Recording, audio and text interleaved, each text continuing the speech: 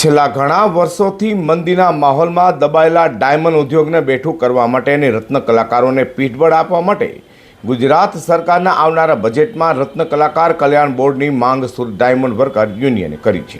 ગુજરાત વિધાનસભામાં આજે 16મી ફેબ્રુઆરીને સોમવારે બજેટ સત્ર શરૂ થતાં તે પહેલાં વિવિધ માંગણી સરકાર પાસે શરૂ થઈ ગઈ હતી।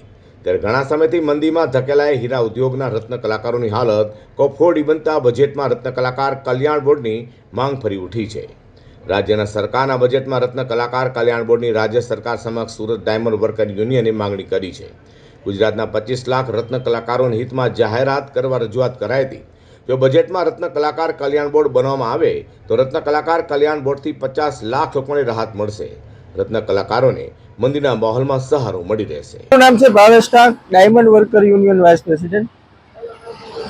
ગુજરાતના રત્ન કલાકારો માટે આવનારા 2026ની બજેટની અંદર રત્ન કલાકાર કલ્યાણ બોર્ડની જરૂર શું કામ, આ સૌથી મોટો પ્રશ્ન આજે તમામ લોકોને થઈ રહ્યો છે। ત્યારે એની સ્પષ્ટતા કરીએ તો રત્ન કલાકારને જેવી રીતે બાંધકામ શ્રમિકને જે લાભ મળે છે એવી જ રીતે રત્ન કલાકાર કલ્યાણ બોર્ડના માધ્યમથી રત્ન કલાકારોને લાભ મળે, હોમ લોન સસ્તી મળે, પ્રધાનમંત્રી આવાસ યોજના, મુખ્યમંત્રી આવાસ યોજનાનો લાભ આ બોર્ડના માધ્યમથી મળે, આરોગ્યની સુવિધાઓ આ બોર્ડના માધ્યમથી મળે।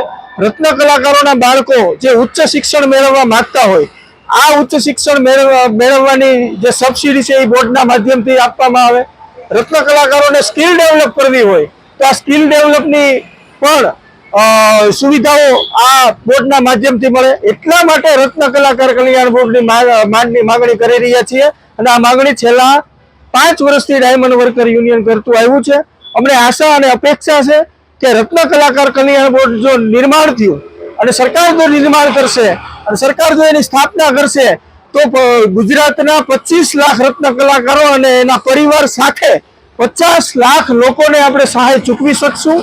અને આ બોર્ડની અંદર જનપ્રતિનિધિ હોય કે પછી ઉદ્યોગકારોના પ્રતિનિધિ હોય અને રત્ન કલાકારોના પ્રતિનિધિને રાખવામાં આવે જેથી કરી વહીવટાનો પારદર્શક રીતે જળવાઈ રહે। રત્ન કલાકાર કલ્યાણ બોર્ડની સ્થાપના ગુજરાતના રત્ન કલાકારો માટે ખૂબ જરૂરી છે। આવી મંદીની અંદર એને એક સહારો મળી છે। છેલ્લા 5 વર્ષથી ડાયમંડ વર્કર યુનિયન દ્વારા રજૂઆત કરાઈ છે, છતાં હમણાં સુધી કોઈ જાહેરાત થઈ નથી। ત્યારે બજેટમાં કલ્યાણ બોર્ડની જાહેરાત થાય તેવી આશા વ્યક્ત કરાઈ હતી।